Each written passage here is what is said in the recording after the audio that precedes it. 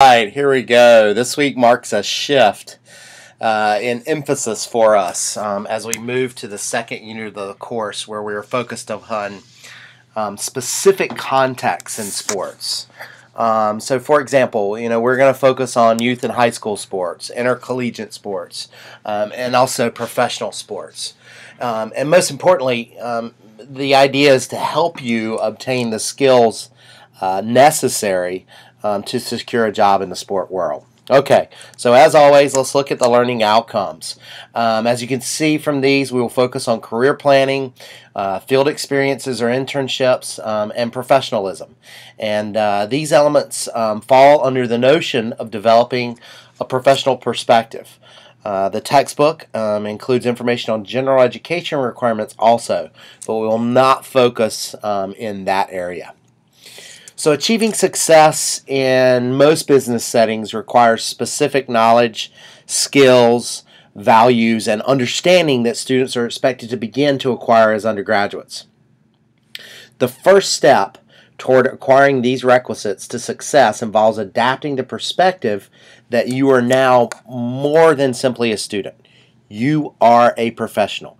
You cannot wait 1, 2, 3, 4 or more years from now to begin to accept the responsibilities of being a professional.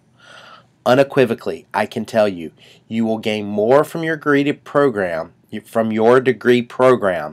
if you consider yourself a professional rather than just a student.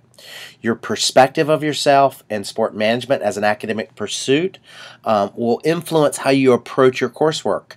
It will influence how you approach your extracurricular activities and also your relationships with fellow students and instructors. So now is the time to begin to develop a professional perspective, an identity, if you will. So does this mean you should start wearing suits to class? Absolutely not. Does this mean you should be conscious of the image you portray? Absolutely.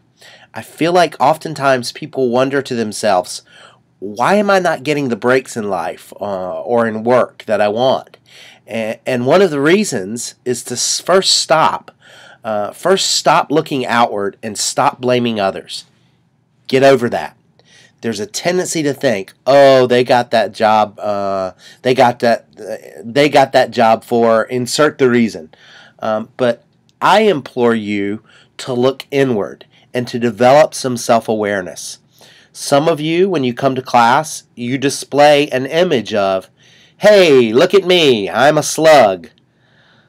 Or rather, and perhaps more fitting, don't look at me, I'm bored, I'm too cool for school, I'm, insert the negative adjective.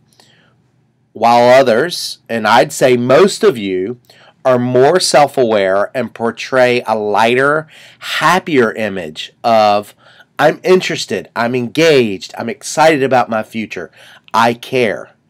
That is more of the type of image that you need to portray.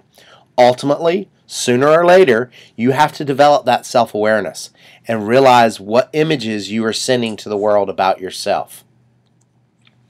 So, the components of a professional perspective include professional preparation, professional attitude, and career planning and management. Professional preparation involves the courses that you take and the experiences that you garner while you're in school and beyond. Your professional attitude covers how to present a professional image, the suggestions for entering the world of work and being comfortable and productive there, and then the fundamentals of business etiquette. Career planning and management is comprised of the purposeful steps that you can take and helpful resources available to you as you contemplate entering the world of work.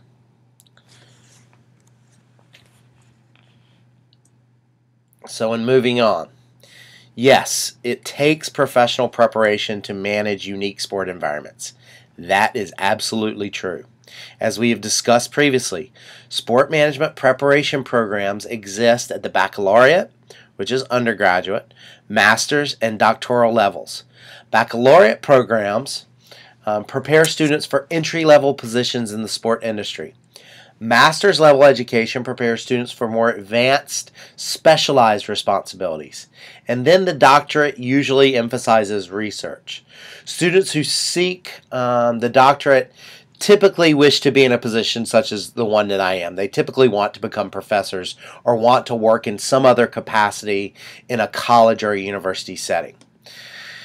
Standards for sport management academic programs have been developed through a joint effort by you actually haven't heard of this first one before. It's a joint effort with what's called NASPE, the National Association for Sport and Physical Education, NASPE, and one you've heard of before, NASM, the North American Society for Sport Management.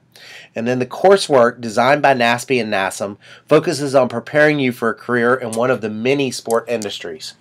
Remember, however, that as a university student, you're not being trained for a career in sport management.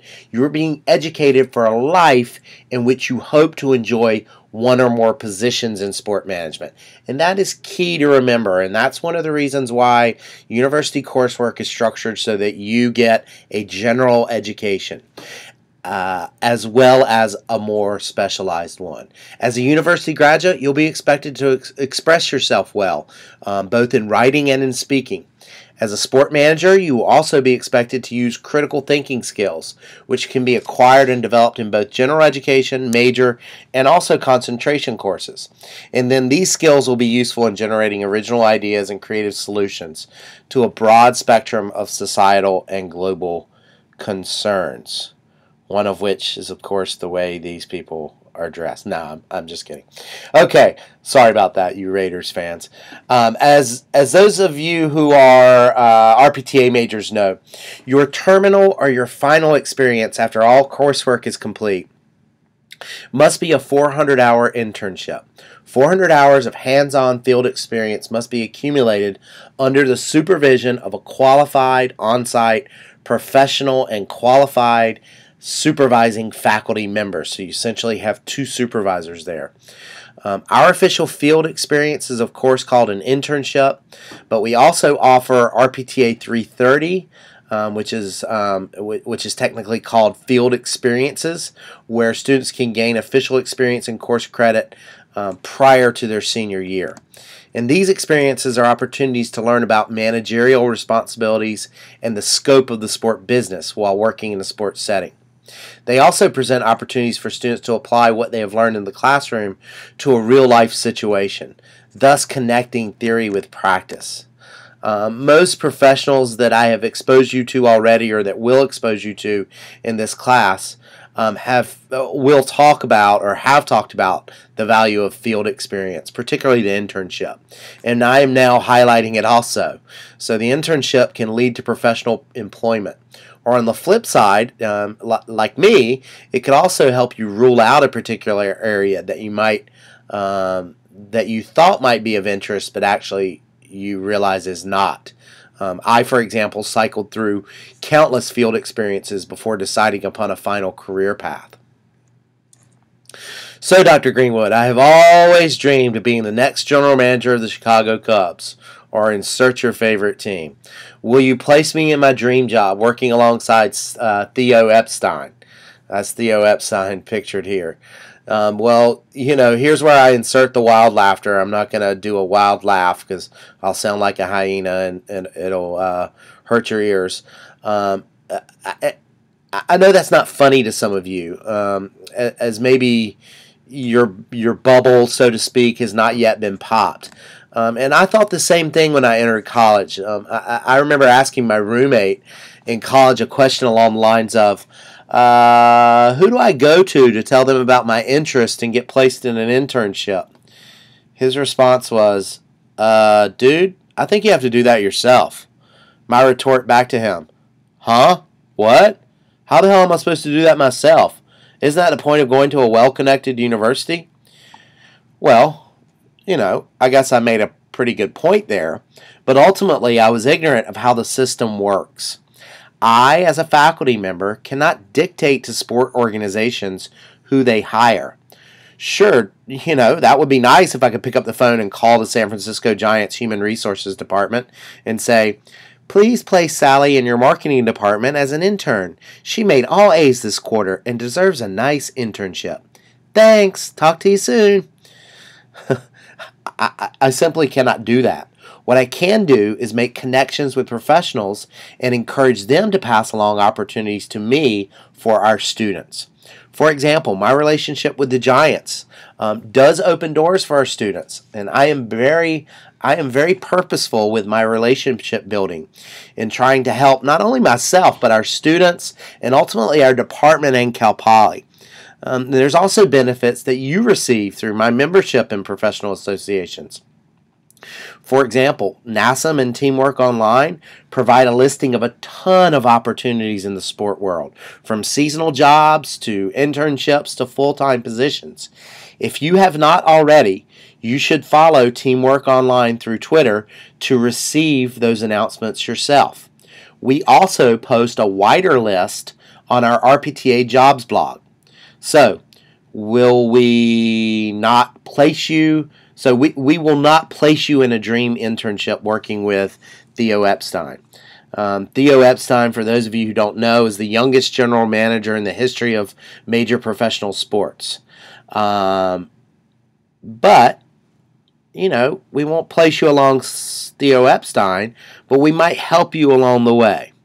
So Theo Epstein, just to give you a little bit more background on him, he was hired by the Red Sox at the age of 28 in 2002. So yes, 28, and it was a shocking move. Yet he became the youngest general manager to win a World Series in only 2 years later, in 2004, at the young age of 30. Of course, that forever endeared him to Red Sox fans as the team broke the 86-year curse of the Bambino. He is now trying to break another, perhaps greater curse in leading the Cubs as their general manager. But, you know, I would say to you from that experience and looking at Theo Epstein, dream big. You never know what could happen. All right, moving on from that a bit. So a professional attitude. A professional attitude will ultimately enhance your opportunities for employment and advancement. Professional attitude is revealed in behaviors such as punctuality, consistent attendance, neat appearance, and ultimately friendliness. And in characteristics, personal characteristics such as dependability, cooperation, and honesty. As I said earlier, some of you recognize this aspect very well. But I must say that others do not, and it does matter. I'll tell you a story about a recent graduate who was hired by the Golden State Warriors for a ticket sales representative position, selling club and luxury box seats. He got the job after 5 interviews and with an applicant pool of over 500 people. The day that he got the job, he called me and thanked me for helping him get the job. I did not call Golden State. I don't know a single soul employed with the Warriors besides him.